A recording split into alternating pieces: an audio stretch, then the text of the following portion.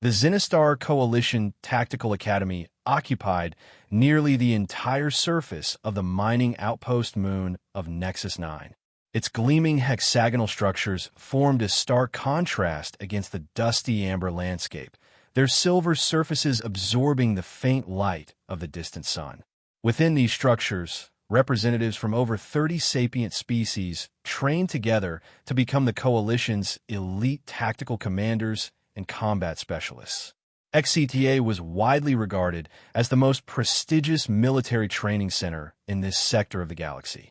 Admission alone was considered an honor, as less than 2% of applicants were accepted each cycle. The Academy's motto, etched in 6 languages above the main entrance arch, translated roughly to strength through knowledge, victory through adaptation. Despite these lofty ideals, an unwritten hierarchy existed among the cadets and even faculty. This unofficial caste system wasn't based on homeworld status or species seniority within the Coalition, but rather on a more primal metric: physical capabilities. Those with natural armor, enhanced strength, or innate weapons commanded a certain respect that others lacked. The Academy's facilities reflected this bias. Training centers featured increased gravity settings that most bipedal mammalians struggled with, but that the insectoid Cthar found invigorating. Combat simulators defaulted to environmental parameters that favored exothermic metabolism. Even the nutritional synthesizers seemed to produce better-tasting options for carnivorous species than for omnivores or herbivores. Into this environment stepped Cadet Alara Vance, the first human ever accepted into XCDA's Combat Command program. At 175 centimeters tall with an athletic but otherwise unremarkable physique, she appeared distinctly average among her peers. No shells or exoskeletons protected her soft skin. No claws extended from her fingers. Her sensory capabilities were limited to a narrow visual spectrum and modest auditory range. Her strength-to-weight ratio, while impressive by human standards, placed her in the bottom quartile of her class. On her first day, a towering arthropoid instructor had scanned her with multifaceted eyes and remarked, "Interesting specimen. No apparente evolutionary advantages. Perhaps we'll discover hidden attributes." The comment hadn't been meant as an insult, just a clinical observation, but the message was clear. Humans were considered biologically inferior. Alara had expected this. Humans were relative newcomers to the Coalition, having joined only 37 standard years ago. Their rapid technological advancement had impressed some members of the Coalition Council, but their physical limitations remained a source of skepticism regarding their military potential. Senior Cadet Forlag represented everything Alara was not. Standing over 2 meters tall, the Draconis warrior moved with a predatory grace that belied his massive size. Emerald scales covered his body like natural armor, thicker across vital areas and more flexible at joints. His eyes, vertical slits of amber, missed nothing, and when he spoke, others glimpsed rows of serrated teeth designed by evolution to tear flesh. Forlag had never lost a training match. His speed defied his bulk, his reflexes honed through generations of genetic refinement. When angered, he could expel a caustic spray from specialized glands beneath his tongue, a milder version of the acid his ancestors had used to break down prey. Though technically prohibited in training exercises, this ability added to his intimidating presence. As top-ranked cadet, Forlag embodied the Academy's traditional values: overwhelming force, biological superiority, and natural combat instinct. He wore this status like a crown, moving through the facility with an air of entitlement that few questioned. "The meat bag won't last a full cycle," he had commented loudly during Alara's first meal in the communal nutrition hall. Soft species belong in diplomatic corps, not combat command. Several nearby cadets, a 4-armed Vexian, a silicon-based lithoid, and 2 Cthar siblings, had clicked or rumbled their agreement. Alara had continued eating without acknowledgement, her face betraying nothing. 3 weeks into the training cycle, the inevitable confrontation began to take shape. Unit 734, the Academy's chief combat instructor, summoned all first-cycle cadets to the central briefing chamber. The silicon-based entity possessed no recognizable facial features, just a smooth, obsidian-like carapace with occasional pulses of blue light tracing patterns beneath the surface. Its voice emerged as a precisely modulated electronic tone, devoid of emotion yet commanding absolute attention. Tactical theory requires practical application, it announced to the assembled cadets. Beginning tomorrow, we will conduct a series of relative advantage assessment exercises. These mandatory sparring matches will demonstrate theoretical concepts regarding biological advantages and limitations in combat scenarios. The chamber's holographic display activated, showing a preliminary match schedule. Several cadets leaned forward eagerly, while others shifted uncomfortably. First match, Senior Cadet Forlag versus Cadet Vance. A ripple of murmurs spread through the chamber. Alara's expression remained neutral, though she straightened almost imperceptibly in her seat. Unit 734 continued. This pairing was selected to calibrate expectations and highlight the importance of recognizing one's limitations. Sometimes, understanding what one cannot do is more valuable than attempting the impossible. Forlag's scaled lips curled into what passed for a smile among his species. The exercise will take place at 0800 hours in Training Arena 1. Safety protocols will be at maximum. Attendance is mandatory for all first cycle cadets and faculty. Dismissed. As cadets filed out, whispers and glances followed Alara. Some displayed obvious amusement, others uncomfortable pity. Most simply seemed curious about how quickly and thoroughly the human would be defeated. This isn't an assessment, a spindly Arachnean cadet chittered to his companion. It's a demonstration, the biological equivalent of putting a training drone against a warship. By evening, unofficial wagers were being placed throughout the academy. The odds against Alara were astronomical, not on whether she would lose, but on how long she would last before yielding or being rendered incapable of continuing. The most optimistic projections gave her 45 seconds. Most predicted under 20. Only a few individuals showed anything besides certainty about the outcome. A maintenance technician named Kellix, a member of the rarely seen no-volley species, observed the betting with quiet interest but declined to participate. When pressed, he merely shrugged his gelatinous shoulders and returned to repairing a malfunctioning nutrient dispenser. Similarly, a diminutive whisper cadet named Tali, whose species was known for advanced intuition rather than physical prowess, watched Alara with curious eyes whenever they crossed paths, but offered no opinion on the coming match. The next morning, Alara entered the Academy's data archives rather than the nutrition hall.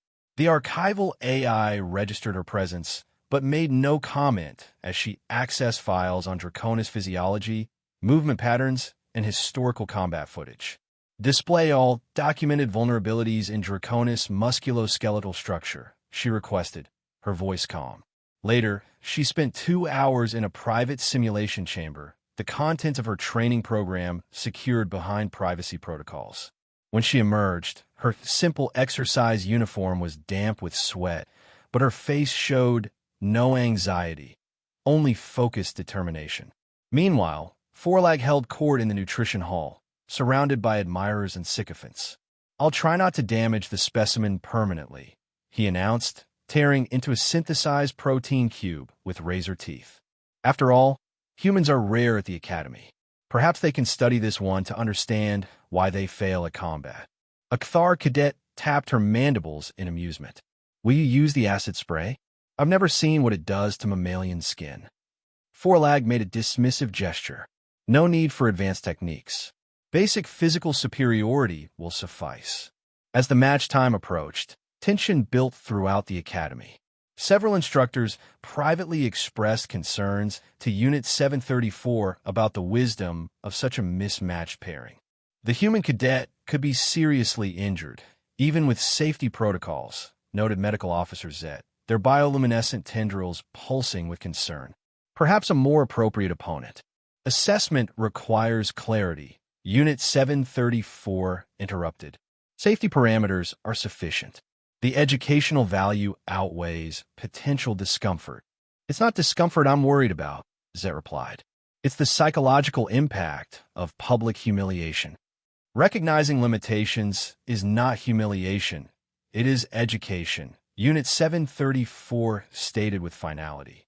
If human physiology is unsuited for combat command, better to establish this early in training. By 0750 hours, Training Arena 1 was filled beyond normal capacity. Tiered seating surrounded the circular combat platform, which measured 15 meters in diameter and was coated with a semi-responsive material designed to absorb impact while providing stable footing. Floating medical drones hovered near the ceiling, ready to descend if needed. Faculty members occupied the front row, their diverse physiologies requiring specialized seating arrangements. Behind them, cadets from all cycles crowded together, the usual species segregation temporarily forgotten in the excitement of the upcoming spectacle. At precisely 0759, Forlag entered the arena to appreciative murmurs. He wore the standard training uniform, though modified to accommodate his tail and crest. He performed several warm-up movements, explosive lunges and rapid direction changes that showcased his speed and power. His scales caught the light as he moved, creating an intimidating display of natural armor. At 0800 exactly, Elara stepped through the opposite entrance. The standard issue training uniform hung loosely on her frame, emphasizing her comparatively delicate build. She carried herself with perfect posture, her movements economical and precise. Her dark hair was pulled back tightly, revealing features that displayed neither fear nor bravado, only intense focus. The contrast between the two figures was stark. Forlag occupied space aggressively, seeming almost too large for the arena. Elara appeared almost diminutive by comparison, though she stood at average height for a human.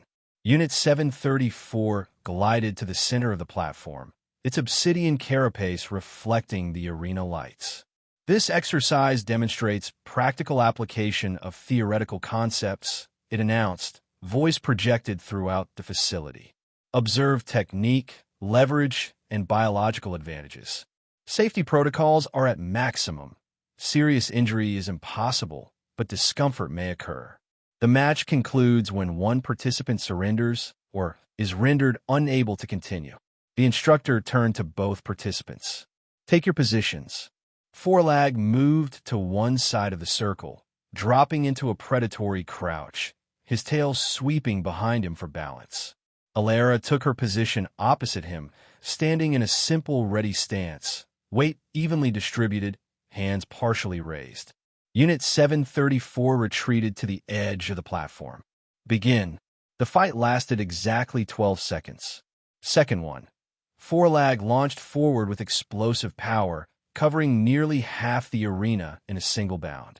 His approach was direct and overwhelming, a textbook predatory charge designed to shock and overpower. His right arm extended in a sweeping strike that could easily incapacitate an opponent of Elara's size. Second two. Instead of retreating, the expected response, Elara rotated slightly, using minimal movement to allow Forlag's strike to pass within centimeters of her torso. The momentum of his charge carried him slightly past his intended target. Second three. As Forlag's balance shifted to compensate for his missed strike, Elara stepped inside his guard. Her movements were precise and economical, closing distance rather than creating it. Her right hand struck downward at an angle, targeting a specific point where Forlag's anterior tibial scales connected to the main leg joint. Second four. Elara's strike connected, applying pressure to a nerve cluster beneath the overlapping scales. Her other hand simultaneously gripped a specific point on Forlag's upper leg, creating a momentary joint lock that exploited the limited flexibility of Draconis knee articulation. Second five. Forlag roared in surprise and discomfort, instinctively pulling away from the unexpected pressure. His tail lashed outward in a defensive counter, sweeping toward Elara at speed that would be difficult for most beings to track, let alone avoid. Second six. Elara had already shifted position, anticipating the tail strike. Her left hand released the joint lock and instead struck precisely at the neural bundle at the base of Forlag's tail, causing an involuntary muscular contraction that momentarily interrupted his control of the appendage. Second 7. Forlag's head snapped forward, jaw unhinging slightly as his secondary attack mechanism activated. The specialized glands beneath his tongue prepared to expel caustic spray. Not enough to cause permanent damage with safety protocols engaged, but sufficient to end the match decisively. Second 8. Before the spray could be released, Alara had already moved to a position directly beneath Forlag's jaw, his visual blind spot. Her elbow drove upward into a pressure point where the scales were naturally thinner to allow for neck flexibility, striking with focused rather than overwhelming force. Second 9. The precision strike sent a shock through Forlag's autonomic nervous system. The disruption caused momentary confusion in his neural pathways, interrupting both the acid spray and his motor coordination. His massive body began to lose equilibrium. Second 10. Forlag staggered, his normally perfect balance compromised by the cascade of targeted strikes to his biological weak points. His systems attempted to recalibrate, but the cumulative effect of precise disruptions to multiple neural clusters created a feedback loop of confused signals. Second 11. Alara executed a perfect leg sweep, using leverage rather than force.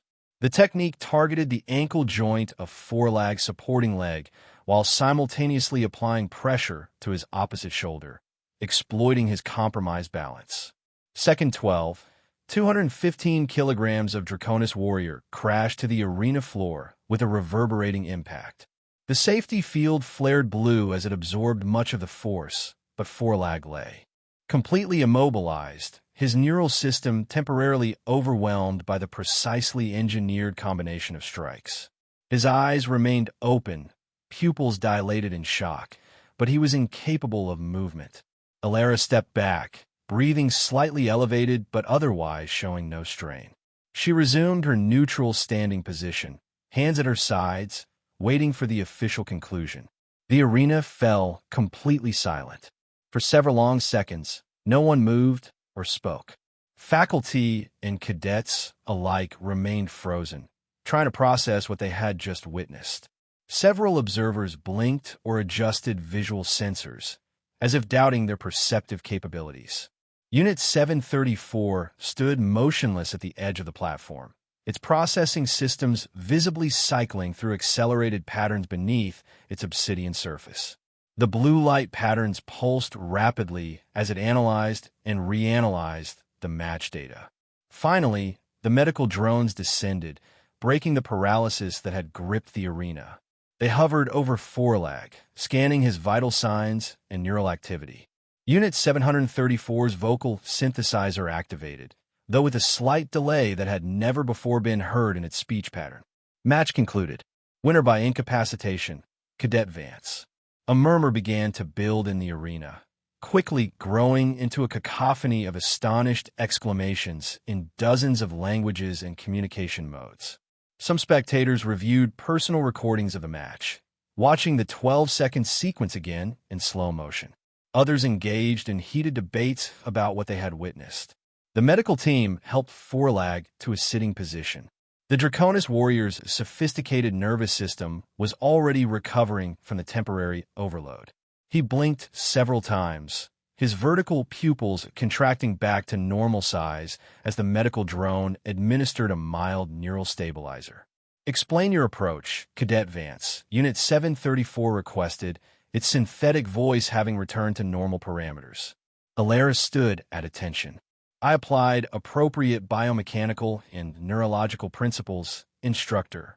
Draconis physiology features 17 major vulnerability points where nerve clusters are less protected by scaling. I created a systemic cascade effect by targeting 4 of these points in sequence, resulting in temporary neural disruption. Her explanation was delivered with the same calm focus she had shown throughout the match, neither boastful nor apologetic. Unit 734's processing lights pulsed rapidly. Your preparation included detailed study of Draconis vulnerabilities? Yes, instructor. I reviewed all available data on comparative xenobiology, with particular focus on combat-relevant structural weaknesses and neural pathway disruption techniques.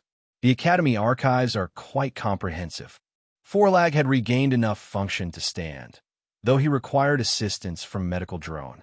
He stared at Alara, his expression unreadable to most, but those familiar with Draconis facial morphology might detect confusion, anger, and perhaps the first glimmerings of reluctant respect.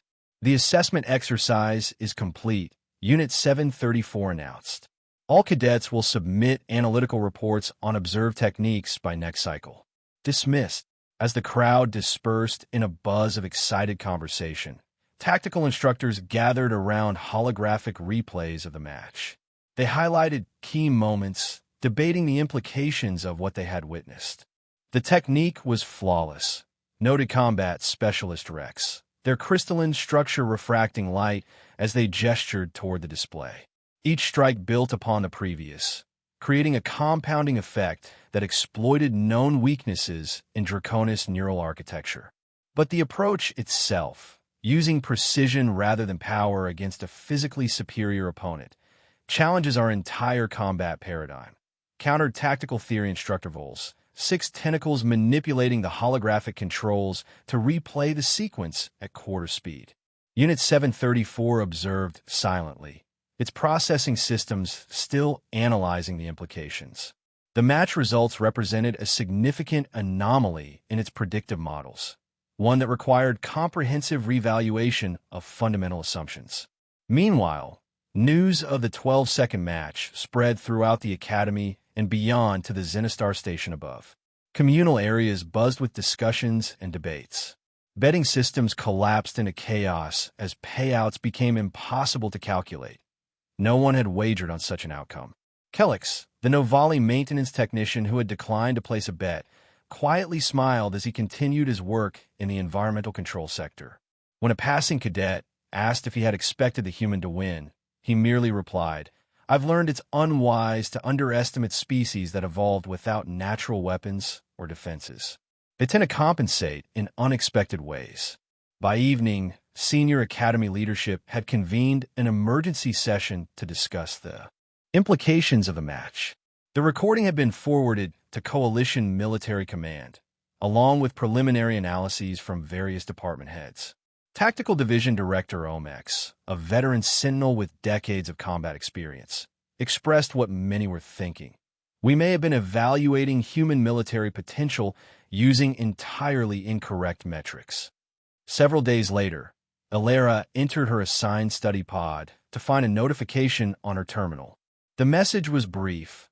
Effective immediately, she would assist in developing a new training module on adaptive tactics and biological vulnerability exploitation. The directive came directly from Academy Command. As she reviewed the preliminary curriculum outline, her door alert sounded. When she opened it, she found herself facing the imposing figure of Forlag. The Draconis warrior had fully recovered, his scales gleaming under the corridor lights. For a moment, neither spoke. "Your technique," Forlag finally said, the words seeming difficult. "It was effective." Alara nodded once. "Thank you." Another uncomfortable pause followed before Forlag continued. "I have never encountered such methods. They're not taught in traditional Draconis combat schools. They're adapted from various human martial arts developed over thousands of years," Alara explained. "When you lack natural weapons, you learn to use an opponent's strength against them." Forlag's vertical pupils narrowed slightly. "You would share these techniques. That's what I'm here for," Alara replied. "To learn and to teach." A month later, the Advanced Combat Training Hall presented an unusual sight. Cadets from 12 different species paired off in practice areas, working through carefully controlled movement sequences. Instead of being grouped by physical similarity, each pair intentionally featured contrasting physiologies, a Cthar practicing with a lithoid, a Vexian working with an Arachnian. At the center of the hall, Alara demonstrated a leverage technique to a group that included Forlag and several other physically imposing cadets. Her movements were precise and controlled as she explained the principles of using an opponent's momentum and structural vulnerabilities. Power isn't just about force applied, she explained. It's about force applied correctly. Even the strongest biological structure has points of vulnerability. Even the most perfect movement has moments of imbalance. Forlag stepped forward to serve as her demonstration partner, his movements now tempered with respect rather than condescension. They moved through the sequence slowly, Ilera narrating each step, showing how proper technique could overcome significant disparities in size and strength. From the observation platform, Unit 734 monitored the session, recording data on this radical new training methodology. Its processing patterns had significantly reconfigured since the famous match, incorporating new variables and potential outcomes into its tactical models. The Academy itself was changing. Training simulations now incorporated more diverse scenarios that rewarded adaptability over raw power. Evaluation metrics had been revised to consider multiple paths to victory rather than defaulting to traditional force-based approaches. Even the unofficial species hierarchy had begun to shift, with respect now allocated based on demonstrated skill rather than biological intimidation. In the Academy Council Chamber, Unit 734 presented its latest findings to the assembled leadership. Analysis confirms that previous evaluation models contain significant blind spots, it reported. By overemphasizing certain biological advantages, we systematically undervalued cognitive adaptability and technical innovation. The Vance Forlag assessment exposed these flaws. Director Omex nodded thoughtfully, and the implications extend beyond the Academy. Coalition defense strategy has traditionally relied on deploying forces based on biological specialization. If a physically disadvantaged species can develop countermeasures this effective, then we must reconsider fundamental assumptions about combat effectiveness across the coalition, Unit 734 completed, including the potential military contribution of humanity. News of the changes at XCTA eventually reached Coalition High Command. Intelligence analysts began reviewing historical records of human conflicts with new interest, noting patterns previously dismissed as anomalous.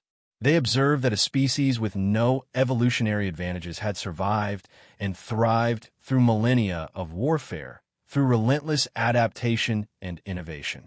Humans weren't weak, they were unpredictable. Strategic assessment reports were quietly revised.